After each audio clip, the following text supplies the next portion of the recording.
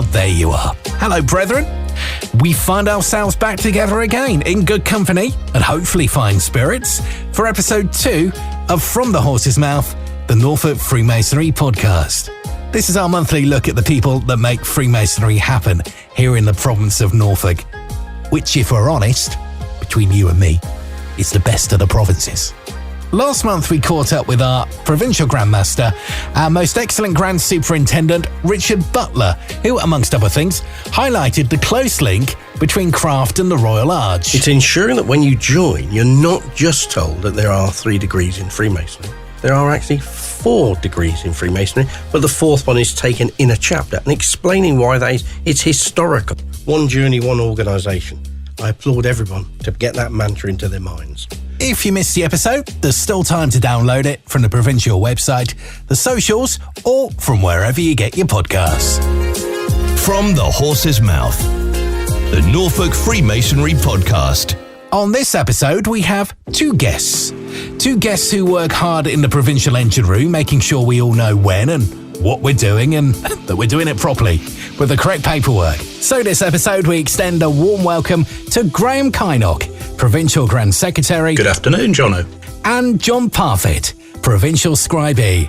John, hello. Hello, Jono. Now, this podcast is to represent both craft and chapter here in the province of Norfolk. One journey, one organisation. So we've got you both in together today. It is a little bit cosy in the podcast studio. We've had to send Dobbin, the producer, out to go and get some biscuits and make some extra space in the studio, but I think we're all right. We're all good. Right, let's start with choices. Graeme, tell us about your role. I'm currently the Provincial Grand Secretary for Norfolk, and so have a responsibility for all 75 lodges. And John? And my role is a parallel role to Graeme's. I'm the Provincial Grand Scribe Ezra's. I look after the Royal Arch in Norfolk. Welcome. Lovely to have you both here. So let's start at the beginning. You're both at St Giles Street. What's a typical day in the Provincial office as Secretary and Scribe consist of? What's on your to-do list to keep us all in check? Breakfast. Always breakfast. Porridge? No. Bacon sandwich and a cup of tea to get us all started. And when I enter the room, I pop the urn on, the tea urn, because we always have visitors in the office. So they always appreciate a cup of tea or a cup of coffee. And then there's the post to do, because the postman drops the post off in the morning. So we have to open that up, find out what's in the post, and hand that round to the people in the office. Answer phone messages. Answer phone messages always, yes, to deal with. And just day-to-day running of any inquiries that come into the Provincial office. So it's a real engine room of the Norfolk province. It is. All the post, all the phone calls, all come through the office. Do you work together? Are you in the office at the same time? Occasionally, not. We tend to share our duties. So, Graeme, I know you're there on a Tuesday and a Thursday, aren't you? The Royal Arch team is in on a Monday, occasionally on a Wednesday, but all of us work from home on a regular basis. So it's split between attendance at the office and home working to keep on top of the workload. What's best, working from home or working from the office? They're both important roles, both important places to be, because when we're in the office together, I hope you'd agree, Graeme, we share, don't we? We talk about things that are going on. We talk about the tasks that we do together that both our roles entail managing. Yes. I prefer going in the office, to be honest. I don't like sitting at home. So I like to get out, get down the office and sort of interact with other people. And we do get our visitors come into the office to collect regalia and ties and drop checks off. So that just makes a nice day. Is there much overlap between the 2 roles? Is it something that's becoming closer, working closer together? Very much so, yes. I mean, there are times when letters need to be written, for example, that go to the whole province, whether it be Craft or Royal Arch, and occasionally because you're busy with other things, aren't you, Graeme? I write them and vice versa. We look at the workload, we share it when we can. There are distinct areas where I don't need to be involved in what Graeme and the Craft are doing, and likewise with the Royal Arch, but we talk about the general overall plan of what we would like to do and where we need to go. Does it make it easier for you guys now everything's kind of getting closer together? It does, yes. Well, I mean, this year we've just obviously had a joint meeting of the Royal Arch and the Craft for our Provincial Grand Lodge, Provincial Grand Chapter down in Suffolk. 2 actually, with the investiture meeting. We had the investiture in February as well. Yeah.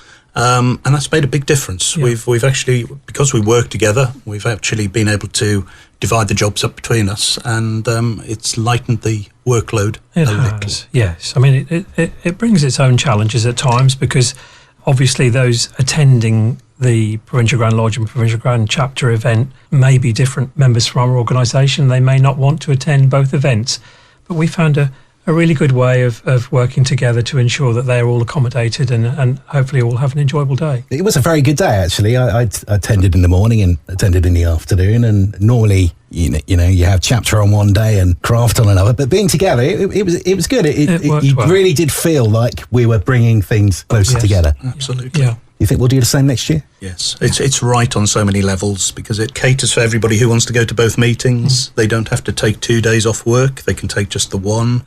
We don't have to arrange 2 separate meals at the additional cost that entails. We can have one meal. So it's better for the province because it does cut down on expenditure. From my perspective as the Provincial Grand Scribe, I hope that those brethren who are not members of the Royal Arch might consider joining or becoming members of the Royal Arch and enjoying the whole day with us and not just attending part of the day. From the horse's mouth.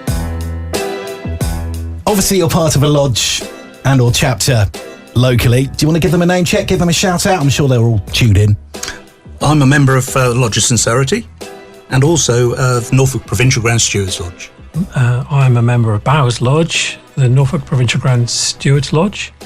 I'm also a member of the Chapter of Perseverance, Bowers Chapter, and the Norfolk Chapter of Installed First Principles. Do you do your provincial roles at a local level? Are you secretary and scribe, or are you sensible enough to get somebody else to do the job? Well, I used to be the secretary of my lodge, and as soon as I found out I was going to be the provincial secretary, I handed that over to somebody else. The workload is partly to do with that, but also conflict of interests.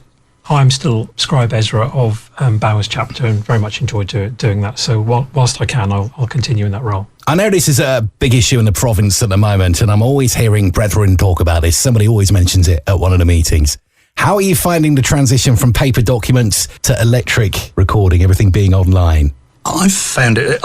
We don't have a problem. Certainly in the office, it's made life an awful lot easier for us. I appreciate not everybody likes using electronic forms, but it's certainly for storage. It's cut down on an awful lot of storage in the office. We've managed to slim down an awful lot of filing cabinets. So I'm all in favour of it.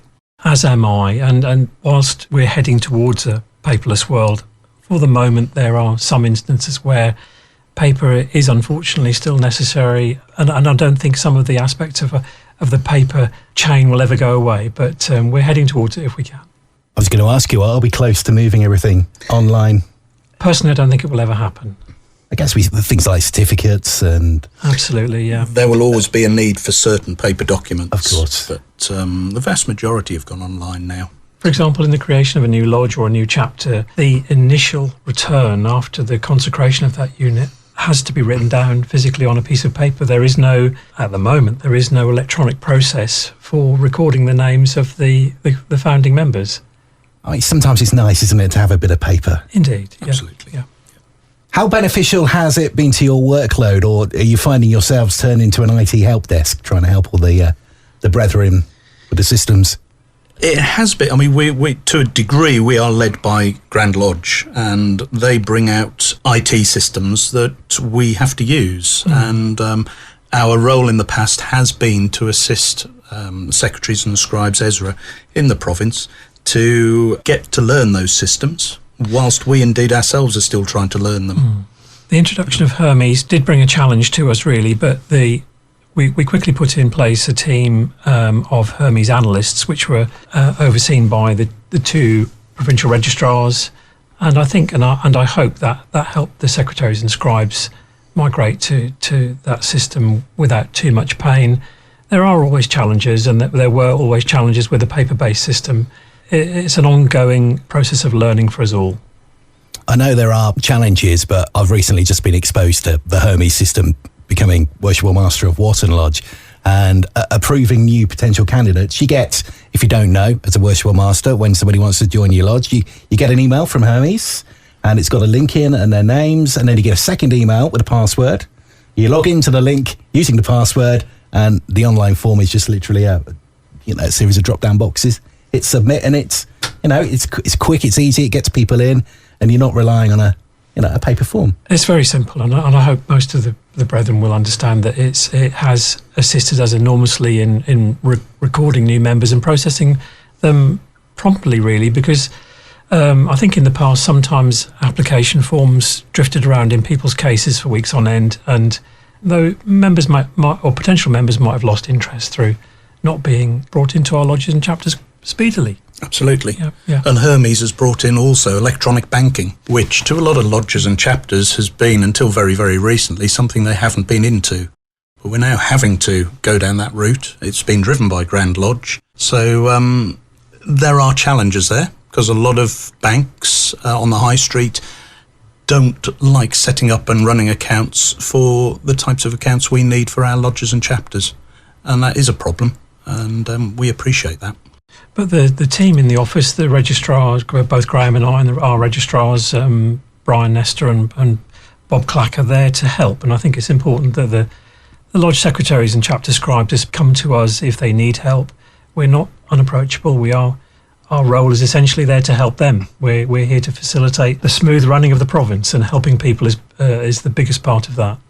And whilst we mentioned Hermes, you may well have indeed seen yourself. We sent out an email to all the brethren just reminding them about Project 2023, which is the next project and system coming out of Grand Lodge, which will in effect replace a Delphi, which is a system that both John and I use for the Craft and the Royal Arch, which is a national database that we store all of our records on.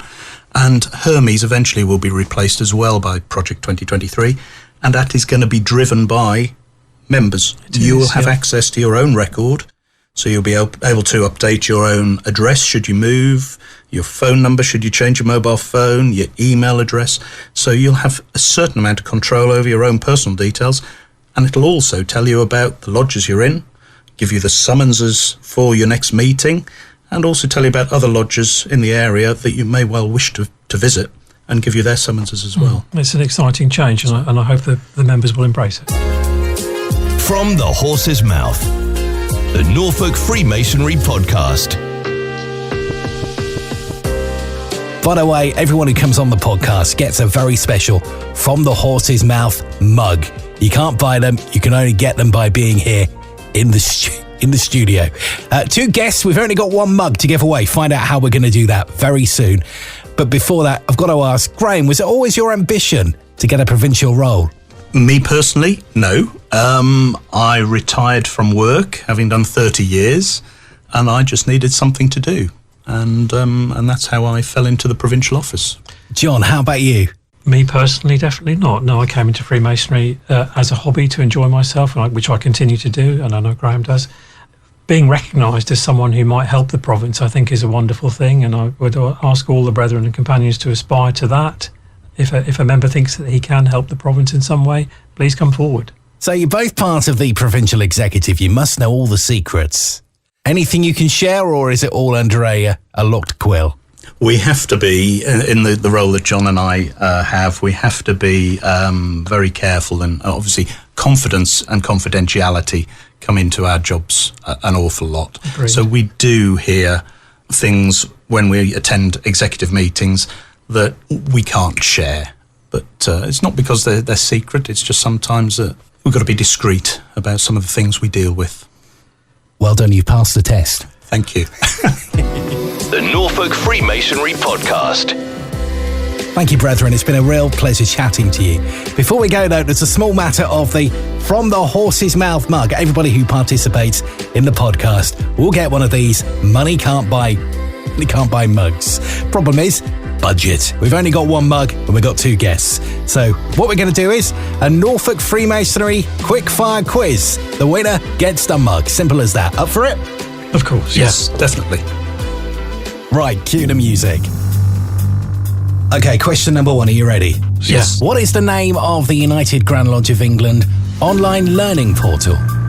Solomon. Solomon. 1 point to Graeme, and we've mentioned Solomon. That'll keep Tracy Fussell happy. Question 2. In which town does Norfolk Broad's chapter meet? Wroxham. Point to John. It's 1-1. This might test your knowledge. In which year was the province of Norfolk formed? I've got multiple answers if you need it. Was it 1640, Was it 1759 or was it 1809? 1809. 1759. Point to Graeme.